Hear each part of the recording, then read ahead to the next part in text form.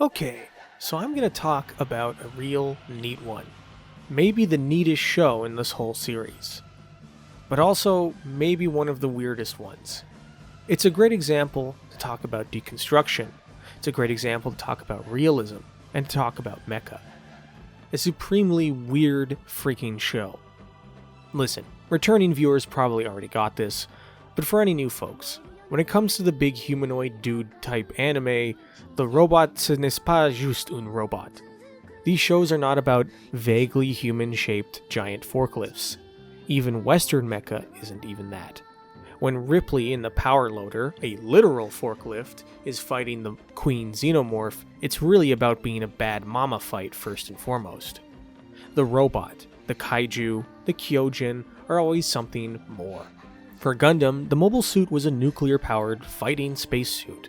But what it also did was recenter the modern industrial war back onto the struggle of humans against humans. And, could they change blah blah blah new type stuff. For Evangelion, the robot became a metaphor for pushing yourself outside your introverted self to experience the world, even at the risk of pain. It was also literally and metaphorically Shinji's mom, and the comfort of maternal protection.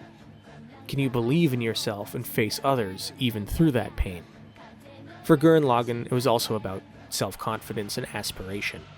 For Eureka 7, the Nervash was really about relationships. Giant Robo is the dichotomy of good and dangerous nuclear power. You get the idea. Okay, so now, what if I told you, just to start off, not even the only thing in the show, but just the initial one inside Neo Ranga is cultural appropriation as represented by the kaiju mech thing, and also how to make money off of it. Like I said, it's weird. Real weird. But hey, look at these half-naked girls!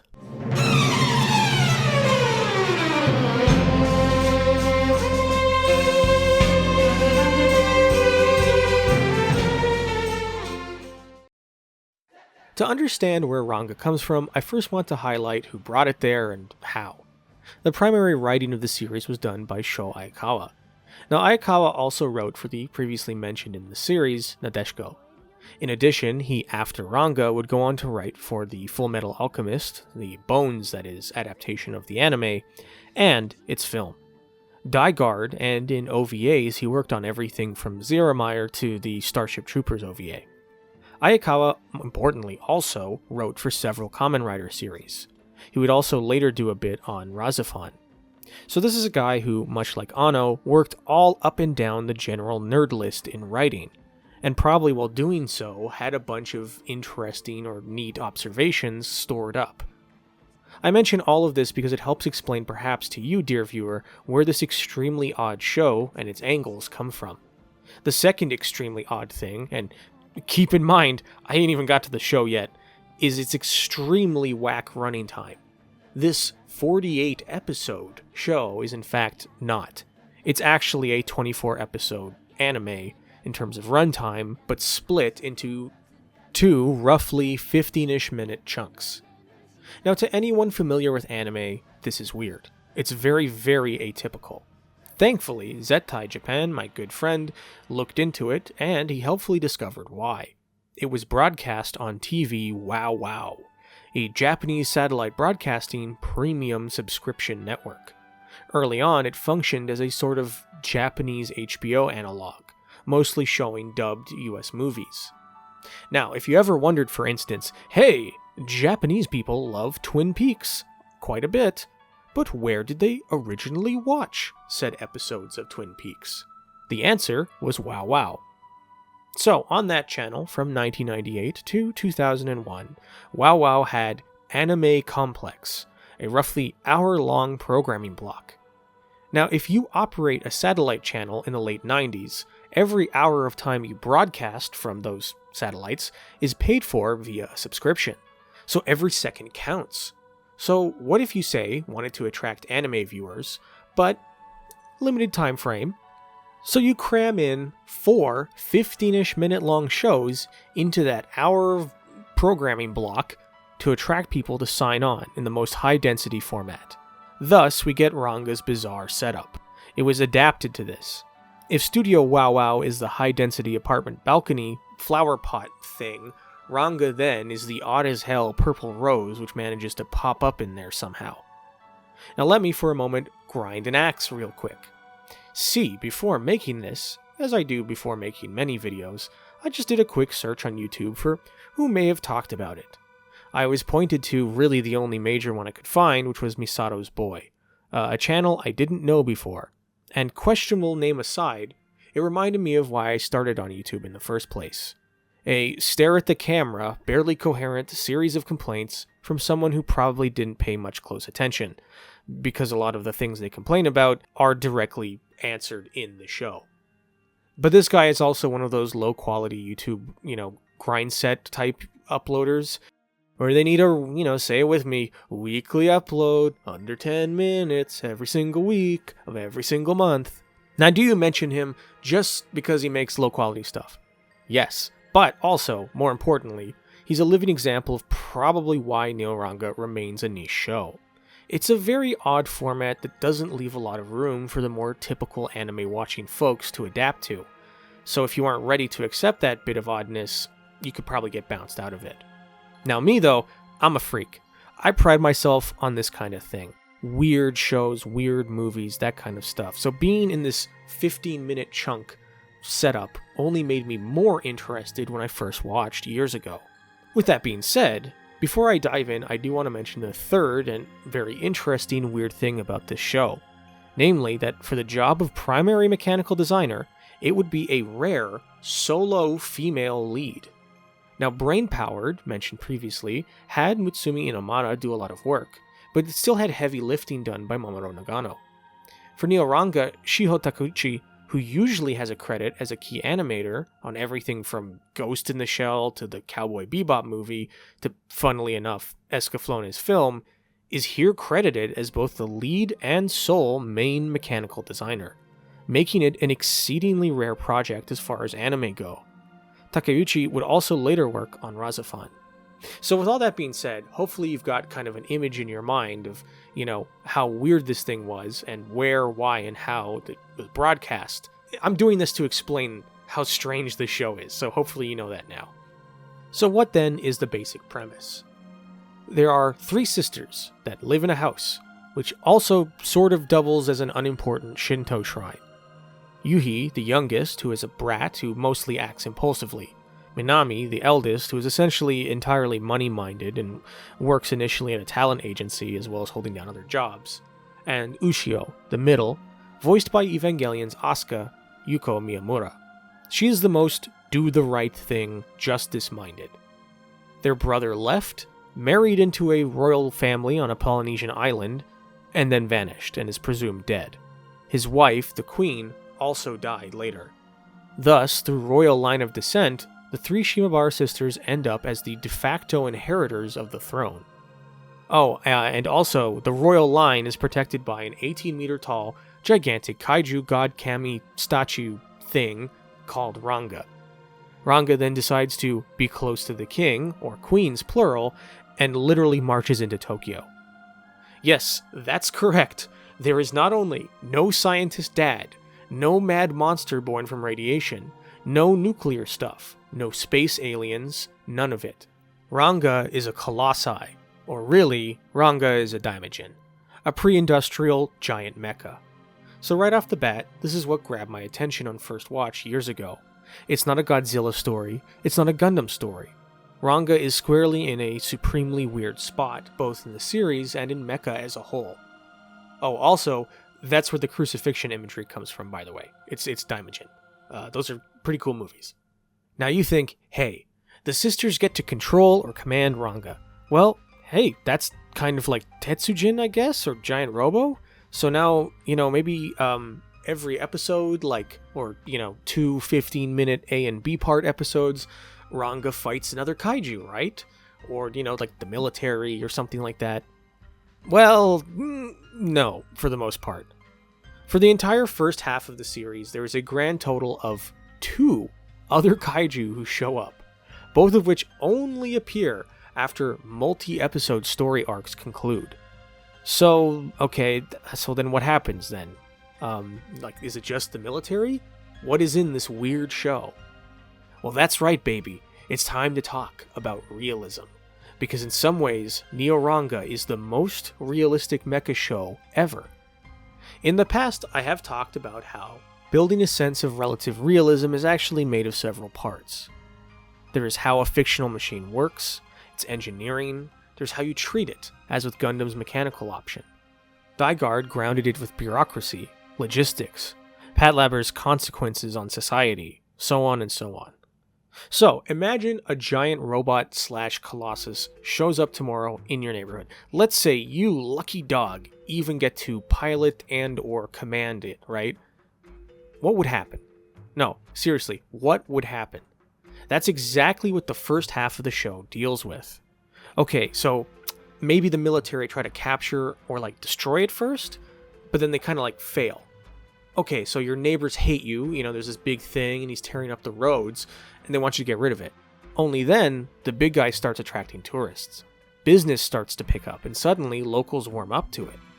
You live in your neighborhood after all, and maybe you've lived there your whole life.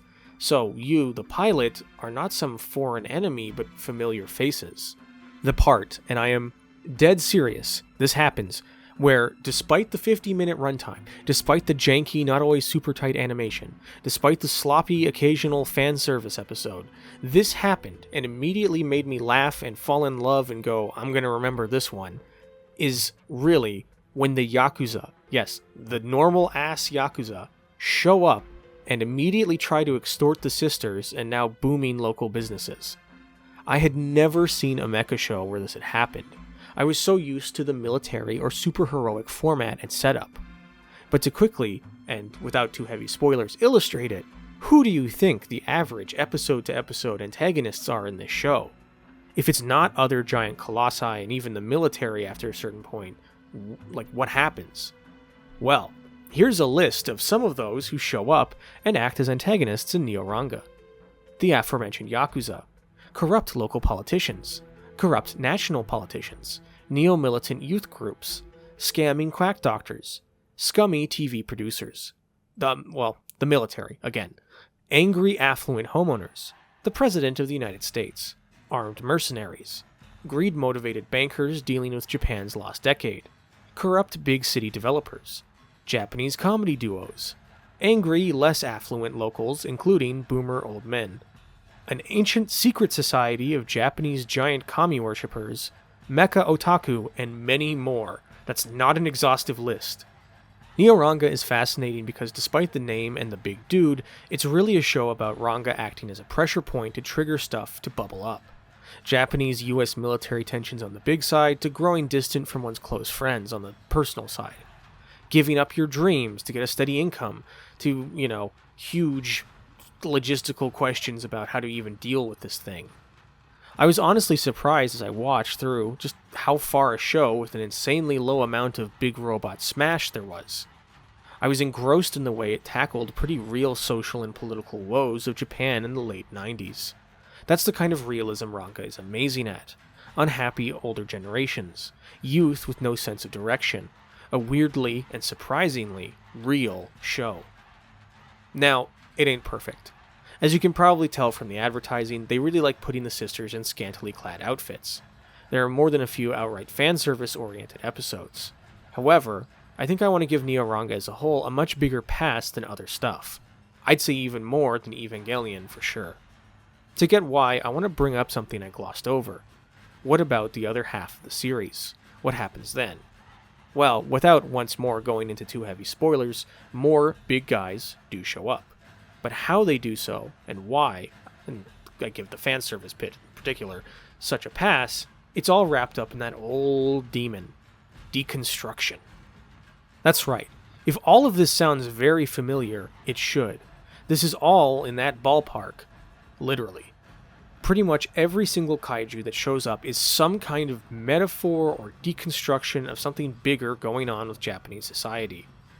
The show using Ranga and the other big guys as walking symbols. But what really stood out to me is that with that, the show seemingly does every single kind of deconstruction I'm really familiar with. Going back to the intro, the sisters absolutely do cultural appropriation. They do TV spots with Ranga. They open a Ranga gift shop. Despite their huge giant guy, they are no more the richer for it. Ranga event party. Ranga Christmas advertising. So the wonder of having the big strong dude is brought crashing down into the raw economic reality of life.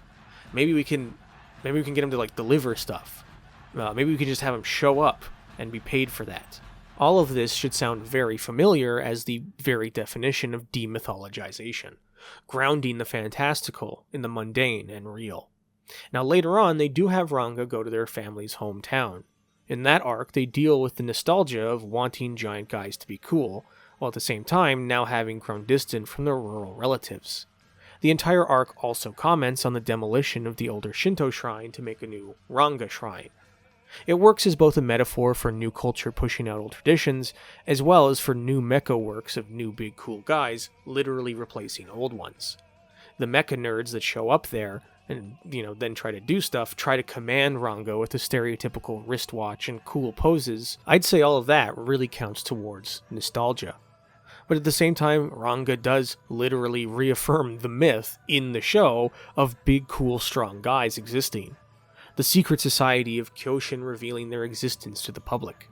They say pretty bluntly that Japanese youth need a big, cool symbol to solidify their national identity, and why not ancient giant kami? This feels absolutely surreal when recently the Japanese PM highlighted anime, including Gundam, including big real Gundams, as a key part of Japanese soft power. This then strands the sisters in their neighborhood as a weird foreign enclave and territory within Tokyo. Yes, they deal with having the power and water shut off because, of course they do. And as for burlesque satire, the final category, during the show there is in fact an entirely separate mecha-using group, Ace, which regularly plays a supporting role. Their completely realistic and practical, diesel-powered mecha is essentially seen by the military as oversized engineering equipment. Its pilot is the neighborhood's local beat cop who desperately wants a battle of justice to happen, but is frustrated out of it by the mundane limits of real life. And also the Yakuza at one point. And this is also where the fan service comes in. Once again, I am not joking, there is a 2-part episode about using Ranga in a variety television show to earn some cash. This show includes a swimsuit women game, where multiple bras fall off and there's even bare nipples no less. But you know why I give it a pass? Because in the second part of that 2-part episode series, a slimy TV producer guy literally says we need to film the giant guys fighting and basically half-naked girls in peril, otherwise the Japanese public won't watch our broadcast. Like Garth Marenghi's immortal quote, it was as if the creators of the show basically stared at the camera and did the freaking DreamWorks face at me. If this is not the definition of burlesque satire, of making fun of everything, please drop a sack of bricks on my head. The only way this wacky 24-episode thing, which got squeezed into 15-minute chunks, was gonna fly in a made-for-otaku programming block, was to do just that. Sprinkle in just enough tits and big guys punching to make time for all that weird-ass subtle stuff it mainly wanted to spend most of its time talking about. Now, having said all that, Ranga isn't perfect. Even if self-aware and deconstructive, it still has a lot of fan service. The pacing is, unsurprisingly, all over the place. Not just for Sho Ayakawa, who is typically very fast and, very choppy with his editing, but squished into 15 minutes, minus 2 to 3 minutes of credits, 11 minutes fast. It's very discordant at times. The animation quality has bursts of really good episodes, okay, it's funny, it's okay to go off model episodes, and obviously low outsourced/subcontracted animation. The OST is likewise filled with a few real bangers. OP1 and ED2 are very, very good, but then there's a lot of perfectly just okay music. There's also, towards the end, what really seems to be a massive increase in anime bullshit relationships as the focus. For cheap romantic tension, basically. Now, Neo Ranga never endorses it outright, thank God, but it still, for a limited runtime show, wastes a hell of a lot of time on it, despite most of these also not really furthering or interestingly developing the characters. Most of these tensions also don't really work out anywhere either. Likewise, the plot does eventually need to conclude. and it does so in a more conventional, at least by post-Evangelion standards, of a wrap-up. It isn't great. The rush pacing leaves it positively gasping for air. In a way, I kind of wish a much lower stakes, but far more interesting conclusion was chosen. As neat as Ranga is, it ultimately isn't as tightly and well put together as Eva. Towards the end, there's also a bit of a hint that they maybe wanted a second season or something more. Largely, though, it doesn't really contribute enough to cover up the weak parts. But, much like TNG enabling the creation of the supremely weird Lex, or Sailor Moon leading to Utena, Evangelion opening the door for something like Ranga to get made is, in retrospect, I think, a good thing. Like my previous vids show, Ranga isn't a carbon copy of Eva. Rather, it took Eva's weird opening and kind of jumped into it with its own direction. For someone like myself who thought I had seen literally everything from Mecha, shows like Ranga are a treat. Everything which makes them so very weird and flawed also makes them very neat and novel. So, should you watch Neo Ranga? Sure. But be aware that what makes it neat is not a series of Eva-like well-animated fight scenes. It has a few, but not many. No, it's really how it plays with the conventions of Mecha by showing them in a very mundane, but unconventional set of setups, which makes it really stand out. Also, if you are terminally bionicle-pilled like me, you are already culturally Polynesian at a young age anyway, so, that whole aesthetic vibe will go over just very well. It is, ultimately, a show which asks some neat questions. It has a few neat answers and situations, which you don't get very often from Mecha, or really anime in general. Also, please like the half-naked girls and pay the 2,000 yen WoW WoW subscription fee at $19.99, please. Next time, we're going to be talking about probably still the most miserably dark mecha thing ever made ever. The one which makes Ideon feel just a bit down with a happy ending, and Evangelion didn't actually go far enough. With this series almost reaching its conclusion, we will be looking, second to last, at the extremely oof Bokurano.